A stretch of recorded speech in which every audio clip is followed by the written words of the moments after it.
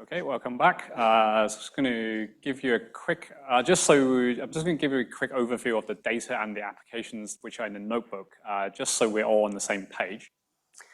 So the data I'm going to give, provided is Argo data in a special format. So Argo, so before the Argo is really, let's talk about the CTD. So CTD is a thing that measures ocean properties. So the so C would be conductivity, temperature, and depth. So conductivity gives you the salinity. Temperature is usually the in situ or the potential temperature. And depth is it really measures pressure. So you get to get the pressure you use to infer for the depth by hydrostatic balance. You can put other sensors on it. So essentially, Argo float is this guy is about this high, maybe a bit higher. So it's a float that can adjust its buoyancy, so it moves up or down, but otherwise it just goes around with the ocean current. And it picks up, as it moves around the ocean, it picks up does these measurements. So there is no, there is no specifics necessarily about Argo flow. So Argo is really a large system. So I think Alexa would know more, probably more qualified to talk about this. But my understanding of what Argo is that there is no one Argo float. There is really just a whole collection of floats. It could be different manufacturers. It could be different deployments by different countries. It doesn't actually matter. The thing it needs is that there is a certain data processing quality. There's some benchmark that needs to be satisfied. And the data needs to be made publicly available within a certain period of time. And then there's some kind of data tidying up procedures. So Argo is really an international system it's like a collection of data from these kind of floats. So these floats are roughly maybe, I'm not really sure how much they are, million Hong Kong dollars, but more than this, it's 100,000 euros-ish. So you dump them in the sea. So you think that sounds quite expensive, but you know, ocean observation is very hard. So how Argo works is like you dump so you take a ship out, you deploy it, so you dump a float into the sea. So it can adjust the buoyancy itself. So normally you give it a set of instructions and it does whatever it needs to do. It descends to some sort of drifting depth, which is about 1,000 meters or 100 decibels or something. I can't quite remember. Then it drifts around for 10 days. So within this time, it doesn't do any communication. So you can't do any communication here because the ocean's opaque. So it's opaque to electromagnetic waves. So you can't do any communication. Once it does the 10-day cycle, it would drop down to the profiling depth. So standard Argo goes down to about 2,000 meters. There are new ones which go down to 6,000, but that's not so widespread at the moment. So those are deep Argos. The problem is that your pressure is very high, so you need to make sure the float is resistant to the crushing. So standard ones, or at least the ones I provide, is just to only go down to 2,000 meters. Once you go down to 2,000 meters, it rises up to the surface, and as it rises to the surface, it takes the measurements. So you have one vertical transect, or one vertical profile.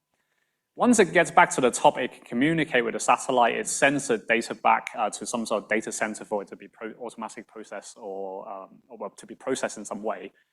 Then it starts the cycle again. It goes back down to the profile depth and etc. So the things you get are the location. Normally, you have to get at least temperature, salinity, and the depth. So those are the things so this would be a sample of the Argo data you would expect to see. So this is like observational. This is really observational data. So when I made this slide back in 2021, so this was, so I use this for other teaching things. At that particular moment in time, there were about 4,000 operational floats. So the typical lifetime of Argo, I think the expected lifetime is about 5 to 10 years. Sometimes shorter, sometimes longer. 10 years, I've not really heard anything more than 10 years.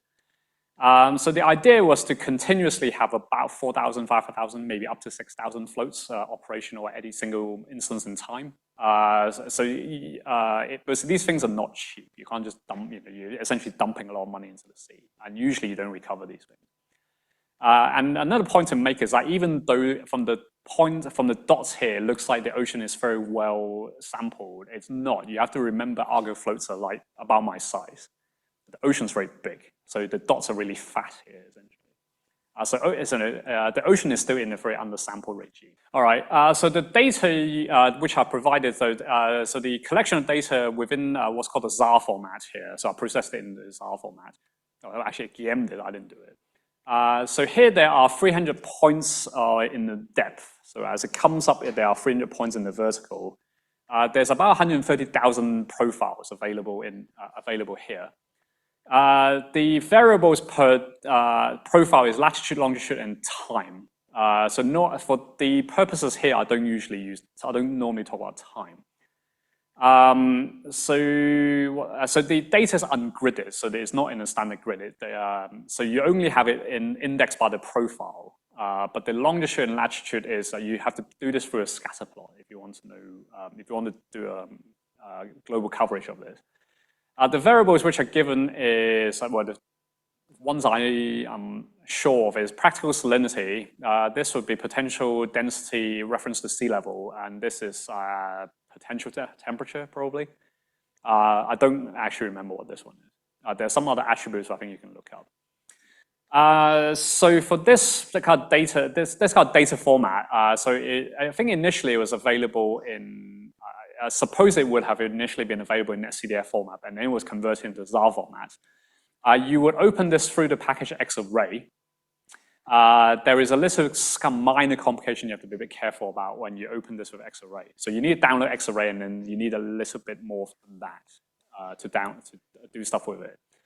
There's supposed to be an ArgoPy package, but I've never actually used it personally. So I think that's supposed to be available as well. So these are in Python, so I'm going to only stick with Python. So there's zero step in data analysis, not just machine learning, but zero step in data analysis. You should actually look at the damn data. So let's look at it just to make sure it's actually vaguely reasonable.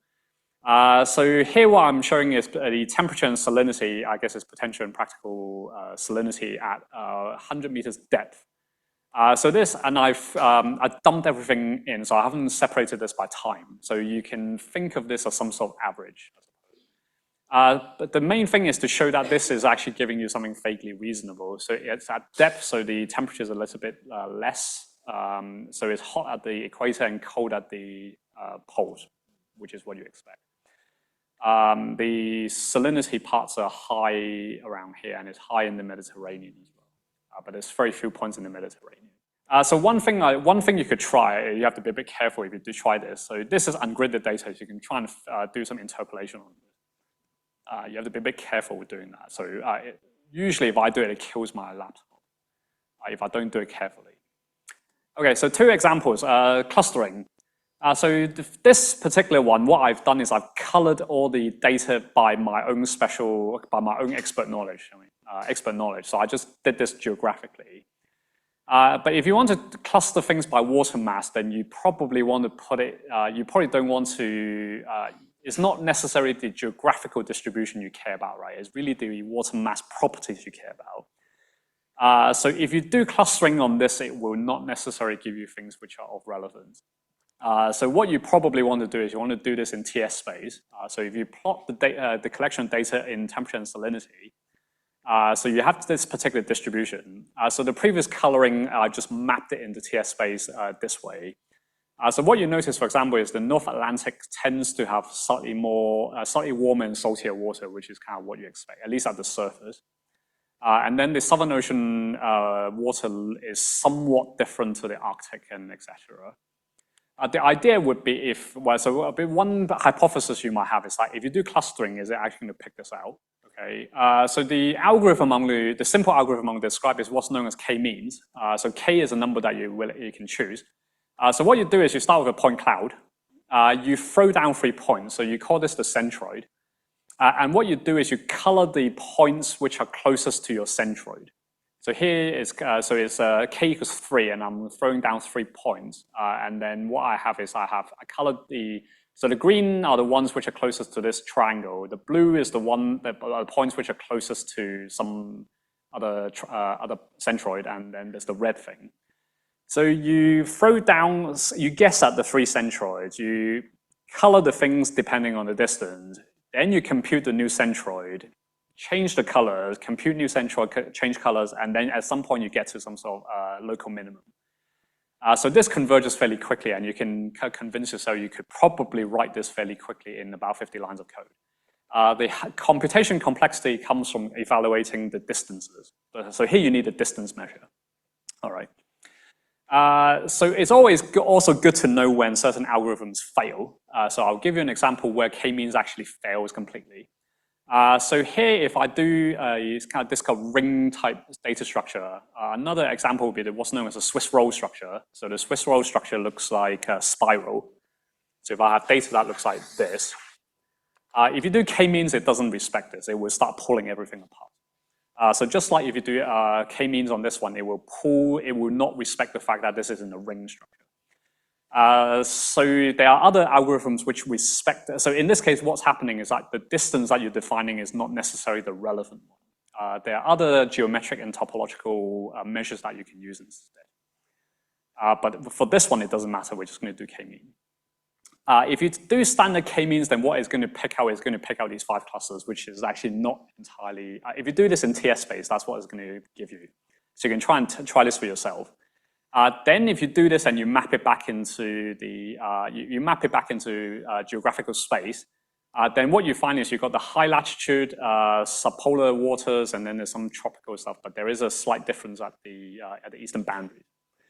So this is k equals 5 in this case, and there's some physical rationale. So here, that's what the statistics give you, but you have to try and rationalize it. Right? The thing I did not do here is I did not normalize the data. So this is just highlighting how to do things wrong. You have to just be a bit careful. So by normalization, what I mean is 1 unit of salinity is not equivalent to 1 unit of temperature. So what you will probably want to do is you want to normalize it by making the 2 things comparable. For this one, I did not do such a thing. That's on purpose. If you do a different method, then you get something slightly different. So the tropical stuff is still the same. The main difference is you only get the Antarctic water, but not the other stuff. But this one, again, I also did not standardize. So GMM, so this is Gaussian mixture model, so you can look up what that actually means. I'm just demonstrating that it does something. I'm not going to explain why it does this. I also didn't normalize the data, so you should try, if you normalize the data, if you get the same thing. There are other things you can try here. So that's clustering. So a prediction problem might be, so supervised learning here. A prediction problem might be you want to reconstruct the salinity. So it could be for whatever reason that when your CTD comes up, one of the sensors is broken, but you still have the measure of, say, temperature, but not salinity. So one idea would be, can you use that temperature to give you a salinity? So this is really for a demonstration. I don't necessarily recommend you do this. So the standard approach is you split the data. So scikit-learn has a way to do this. So it's given here. So you don't really see that much of a difference because I have 130,000 profiles, so you can't really distinguish the two. So 20% is still quite a lot. There's not necessarily a standard choice on how you distribute things. So normally training data you want quite a bit. For test data, you would, I guess, at least want 5 to 10%. In this case, I happen to choose 60, 20, 20. And then okay, so for this one, the 0 order cases, you should test if linear regression is going to work. So this is the principle of Occam's razor. So simplicity, if it works in simple cases, you don't need a neural network. Not everything has to be done by neural network. I mean, that's the thing I tell my students. You don't need to always go complex. Simple is fine. So what you can do, so here I did normalize the data. I did what's called Gaussian normalization. So you take off the mean and divide by the standard deviation. So now you're in units of standard deviation, essentially. I train with the training data. I could, in principle, use everything. And then I do linear regression. So now this is a normalized mismatch. So anything bigger than 1 is bad. So we're talking about things like on the hundreds. So linear regression really sucks. So that's good, because then that means this is probably non-linear. So you should not do simple here doesn't work. So that at least is a necessary condition, or that is a condition to suggest you should use something like a neural network, or something more sophisticated, random forest maybe. Okay, so a network is usually consisting of you can think of it as like some nodes and links. So this is supposed to mimic neurons and the connections between the neurons in the brain. So the idea here is that the nodes here are the features, and to go from one feature to another feature is some sort of transformation. So the links are telling you this feature should be transformed to another feature in some way, and etc. The weights in this case would be telling you how much of that transformation you might want to do if you're doing deterministically, or you could also, in principle, you can have networks which are probabilistic, which are telling you that I have a probability of transforming into, this feature can have a probability transforming into this one with some probability and some other one with another probability. It's a bit like a Markov chain in that sense. But the main thing is these are all transformations at each level. So what you do is you start with some sort of array normally. That gets split up into features, then it gets transformed in the different layers, and then at some point everything gets brought back together. So at the simplest level, that's what it's doing. And the name of the game is you want to the simplest one is you want to optimize the weights so that your mismatch is as low as possible. So what you do is you take a guess of what the weights are, you take a transformation, you measure a mismatch, you take that information to update your weights, and then you do this again, and you just keep cycling. There are other things that you can do. You can update the features, you can start dropping features, you can start dropping links as well. You don't necessarily need it fully connected. So different networks do slightly different things. All right, because the fully connected one usually would be overfitting. I mean, all of these overfit, but the convolution neural networks tend to overfit particularly badly. All right. So the example here we've done is so you normalize the data, you throw it into scikit-learn. So it's very nice in that you just tell it what to throw in, and then you just press a button, it will give you something. So this one is train over 30 epochs, so you can just think of this as an iteration. So you do one pass, you update the thing, and you do it again. So as with most optimization problems, normally what happens is that your loss or your objective function drops down something, and then it tends to asymptote after a while. So depending on how fast or how flat this thing is, you stop the thing, or in this case, I stopped it. I just said don't train too long because I don't have time for this. If you don't have a stopping criterion, sometimes it could bounce back up. You start having overfitting issues. And the loss is not zero, so it's not doing a perfect prediction, which is fine. It's not supposed to. It just needs to be good enough. So now what the model does is you take the temperature profile, you normalize it, you throw into the machine learning the model, it gives you a normalized salinity profile, and then you have to rescale it back. So what we have here is I just randomly took 3 with the scaling inverted. So the blue is the observation, the orange is the prediction.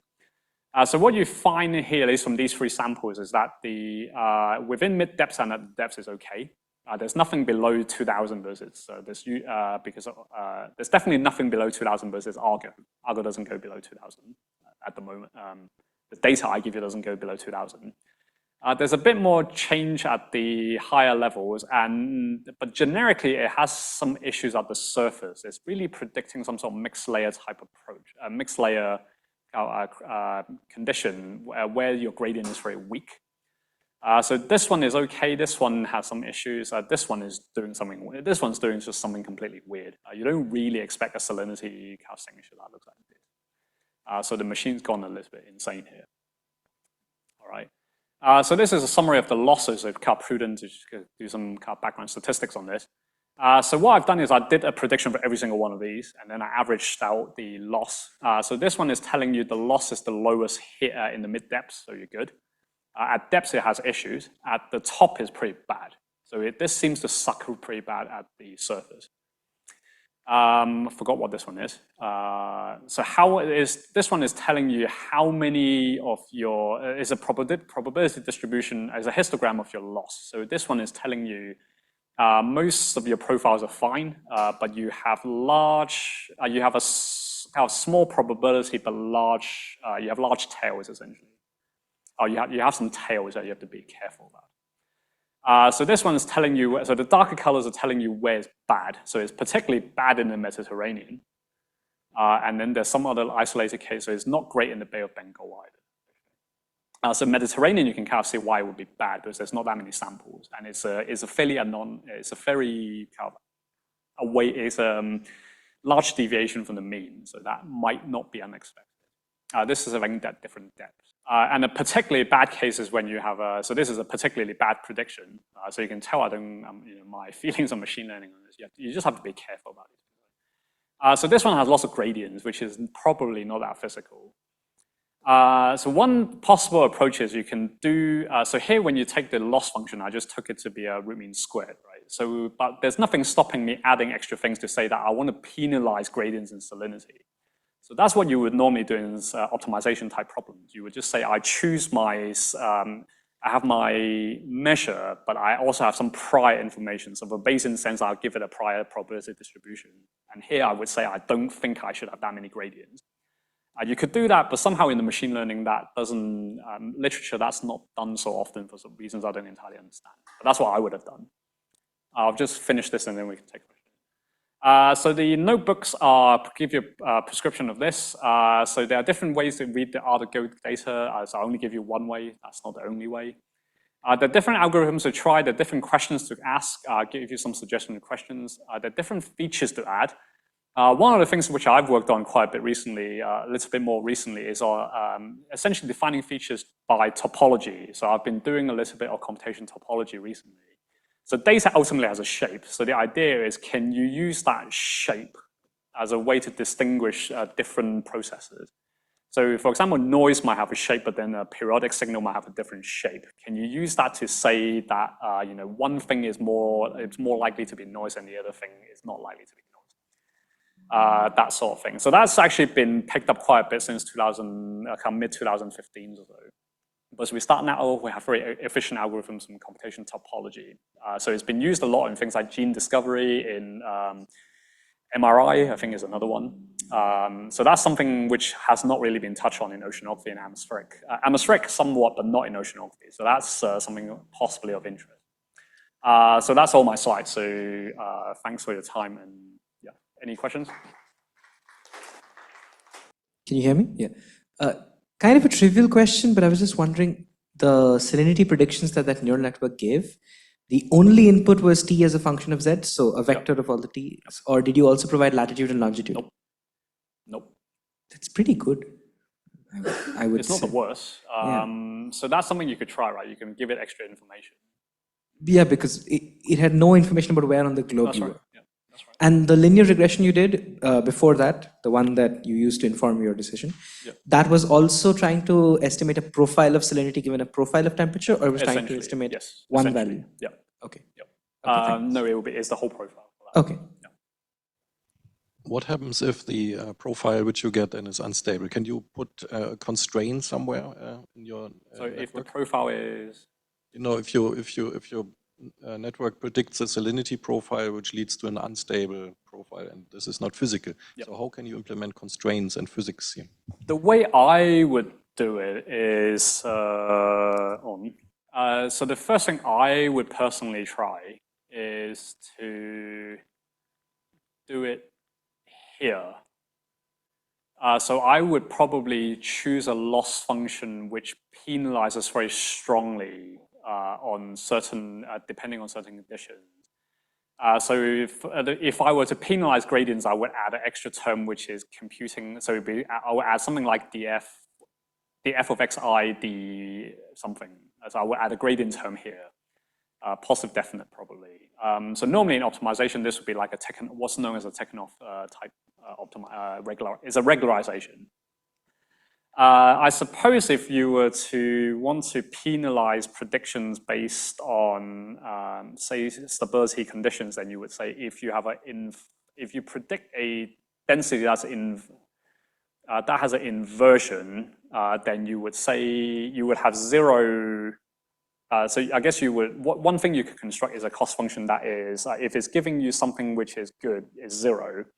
If it's giving something you that's bad, you ramp it up. So that's like the ReLU activation function, something like that. That was talked about 2 talks ago. But there you have some freedom on what you do to this in principle. So so that's what normally would be done in optimization. So you would normally this is what's like a likelihood, and then you add in some prior information. So if I were doing it, that's the first thing I would try. I suppose another way would be, I don't know how, I'm just talking out loud here. So another possibility you could do is, so one of the ideas I do quite like is actually this adversarial network business. So the adversarial network, the idea is you have two networks. One tries to do the right thing and the other one tries to screw you up. So it could be that you construct a network to give you something which is essentially nonsense, and this one, and then from that point of view, this one will try and correct for that. There are possibilities for doing this. I suppose another thing which is sometimes done in neural networks is you put an extra layer just to enforce a constraint. A cool idea, actually. Let me talk about it. So some people have been working on this now. So you take a network. So let's take a network. So I have a network.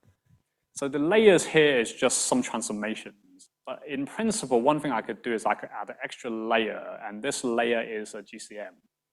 So I passed it. So essentially, I'm saying I do all of this stuff, but then I have to pass the final layer between the GCM. So that then or some sort of physical equation, and that forces your thing to satisfy that.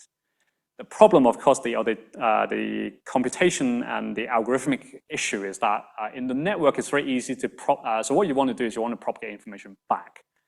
In the network, that's easy, but if you have a GCM, then it's a little bit more difficult, because then the GCM usually goes forward, doesn't go backward in time. But people have looked into how you might do this. So you want to adjoin. One way to do this, you want to adjoin.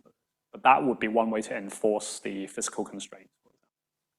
Okay. If there's no more, then I'll stop sharing. We'll kill the recording. And if you've got any questions, or you want a hand setting up Python, or just talk about how to trying the notebook, then feel free to talk to. There'll be three of us walking around. So